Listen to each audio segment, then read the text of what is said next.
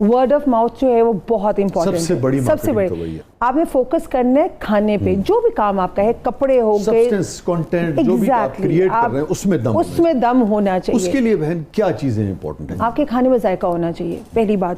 Quantity और quality में कोई कॉम्प्रोमाइज नहीं होनी चाहिए। With the passage of time जो हम एक घरेलू खाना बनाते हैं, पुलाव हो गया, आलू गोश्त हो गया, उसको प्रेजेंट इतनी अच्छी तरह करें, उसकी प्रेजेंटेशन इतनी अच्छी तरह हो। वो कहते हैं ना, पहले हम आंखों से खाते हैं, फिर हम नाक से, ठीक है, फिर हम मुंह में डालते हैं, खुशबू अच्छी, फिर हम मुंह में डालते हैं। तो ये 3 चीजें आपकी अच्छी होनी चाहिए। बट साहब कोई कमी बेशी करना चाहेंगे बेगम साहबा की बात? वो आपने ट्रेडिशनल जो टेस्ट है ना उसको आगे तक पहुंचाना है। उसको कैसे आप बरकरार रखते हैं हर मर्तबा? ये लकी थी क्योंकि इन्होंने अपनी वालदा से सीखा, अच्छा, फिर इन्होंने मेरी दादी से सीखा, ठीक है, और उस टेस्ट को इन्होंने फिर जैसे समझ लें कि अपनी मेहनत के साथ और अपने उसको फिर प्रैक्टिस के साथ उसको एक रटा लगा लिया, समझ लें कि भाई अगर कोरमे का ये टेस्ट होता है तो उसको ही फिर आगे कंटिन्यूएशन। तो क्वालिटी कंट्रोल कोई ना कोई तो आप उसको फिर बिल्कुल बिल्कुल। जैसे देखें ना, बहुत एक छोटी सी बात है जो समझने वाली बात है कि अक्सर लोग ना, जैसे बच्चियां खाना बनाती ना, वो भुनाई क्या करती, भुनाई करती हैं और बस ख़त्म, बस घी आया तो ख़त्म। जबकि मेरी अम्मी ने टिप दी थी, भुनाई करते हुए जब मसाला आप चम्मच पे लेके आए, जब तक चम्मच पे बबल्स ना आए छोटे छोटे, तब तक भुनाई नहीं होती। So these are the small tips जो कि मेरे जो आगे हेल्पर्स हैं उनको भी मैंने यही सिखाया है। सदियों का तजुर्बा है। भुनाई होती है हल्की आंच पे, उसको पकाते जाओ जब तक घी आपके चम्मच पे, आप जो बोटी वगैरह रखे तो जो घी के बबल्स आते हैं ना, दैट इज द टाइम कि आपने उसके अंदर पानी डालना है, शोरबा डालना। ये छोटी सी टिप्स हैं। शोरबे के लिए गर्म पानी होना चाहिए, ठंडा पानी नहीं डालना चाहिए। सो ये चीज़ें ऑलरेडी मेरे अंदर फीड हो चुकी हैं। सो तभी कोशिश यही होती है, माशाल्लाह से, ऑब्वियसली कंप्यूटर तो है नहीं हम लोग, लेकिन 85 to 90% चीज़ उसी तरह जाती है जो पहले किसी ने खाया होता है।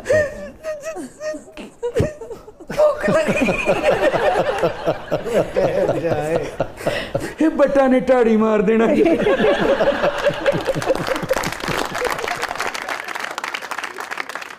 आप दोनों से सवाल है कि क्या ये बात दुरुस्त है कि दिल का रास्ता जो है वो मैदे के जरिए होके गुजरता है? दिल तक पहुंचने का तो लाजमी लग रहा है।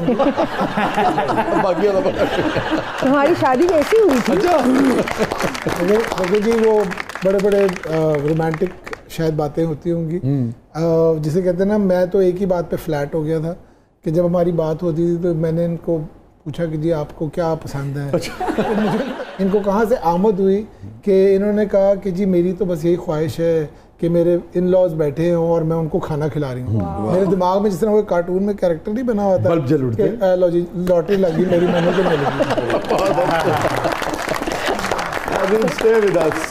गई। कहीं नहीं जाइएगा, छोटे से वक्फे के बाद वापस आते हैं। पुरानी कहावत है, पता नहीं अब कितनी किस किस पे सादिक आती है कि नहीं आती, बट साहब पे बहरहाल सादिक आती है, क्योंकि आयशा साहबा ने उनके दिल पे जो कब्जा है वो मैदे के थ्रू किया है।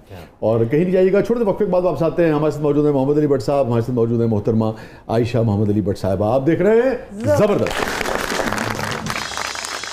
वैसे एक पुरानी कहावत और भी है, किसी के घर आए तो खाना लेके भी आते हैं। ये कहावत नहीं सुनी आपने? तुहाडे दुआ में लेके आए।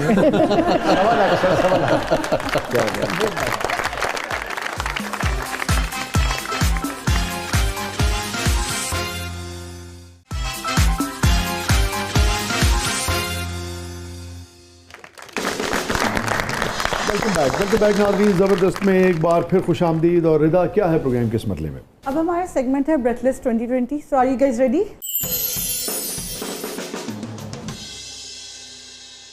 रेडी?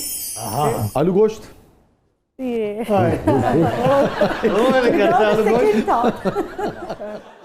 नहीं, आलू गोश्त से रिलेटेड जी मैं आपको एक बात याद बताना चाहूँगा कि मेरी नानों का जो दो बहुत मैडम नूरजहां साहब, जी मैडम नूरजहां की जो दो बहुत फेवरेट चीज़ें थी वो आलू गोश्त और आलू की भुजिया थी। अरे, और एक और चीज़ भी बताना चाहूँगा कि आलू गोश्त जो है वो हमारे घर में एक बहुत, जिसे कहते हैं ना, रग़बत से बनता है। हाँ जी, शौक से खाया भी जाता था, मेहमानों को भी खिलाया जाता था।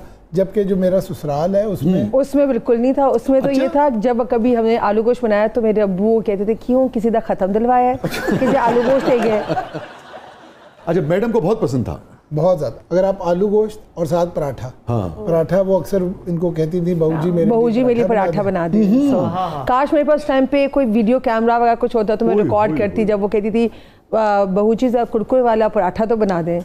तो मैं उनके लिए बनाती थी और बड़ा एंजॉय करके वो खाती थी। वाह वाह। तो फिर अब मेरे घर में आलू गोश्त नहीं इतना पसंद किया जाता था, तो फिर गोश्त लौट के आ जा, बिन तेरे जिंदगी अधूरी है। गोश्त गोश्त नारा विलायती मुर्गा बन गया।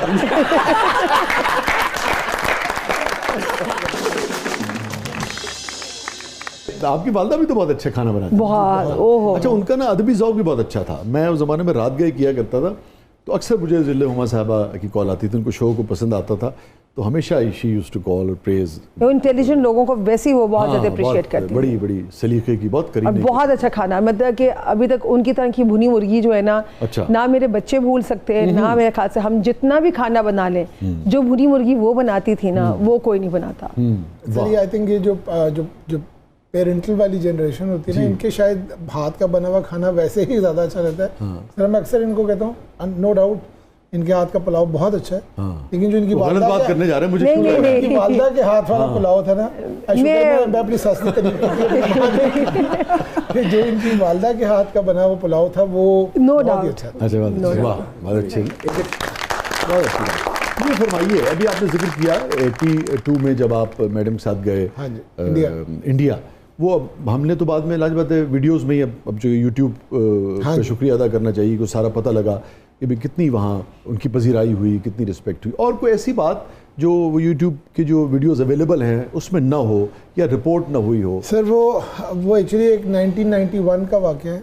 मैडम नूरजहां 1991। अच्छा, तो दोबारा तो नहीं गई? नहीं, वो इंडिया में नहीं हुआ। अच्छा, ठीक। और आई एम एक्चुअली सरप्राइज कि मुझे तो इंटरनेट पे कहीं नहीं नजर आया, मैंने चेक भी किया। वेनेसा रेडग्रेव एक ब्रिटिश आर्टिस्ट हैं, उन्होंने एक उस टाइम पे भी ये फ़लस्तीन वाला सारा जो मामला चल रहा था, हाँ जी, उन्होंने पूरी ग्लोबली ना आर्टिस्ट को इकट्ठा किया था। ठीक है। जिसमें इंडिया से लता मंगेशकर जी आई हुई थी, शिव हरी आए हुए थे, जाकिर हुसैन साहब आए हुए थे, उस्ताद अमजद अली आए हुए थे, फ़लस्तीन के उन्होंने आर्टिस्ट, अमेरिकन आर्टिस्ट, और इस तरह डिफरेंट जगहों से उन्होंने आर्टिस्ट। ठीक है, पूरी दुनिया के जो म्यूजिक के वो थे। ठीक। मैडम नूरजहां वाज इनवाइटेड और रॉयल एल्बर्ट हॉल में ये वाला इवेंट हुआ था। Royal Albert Hall is a very prestigious, जी सभी जानते हैं, जी वहाँ पे ये इवेंट हुआ था। तो अब मुझे आज तक याद है कि वो अगले दिन जब ये इवेंट हो गया, जी आई वाज देयर। ठीक। और वो भी by luck I was there, क्योंकि मैं ऑलरेडी उस टाइम पे चाहते थे आप, मुझे लगता है। हाँ जी, अल्लाह का शुक्र, इसमें कोई डाउट नहीं। नवाज़ों में सबसे ज़्यादा टाइम मैंने उनके साथ बहुत स्पेंड। सब खालाएं जो हैं कसीदे पढ़ती हैं माशाल्लाह से। कोई चंगी गाल मेरी भी होगी, अच्छी है।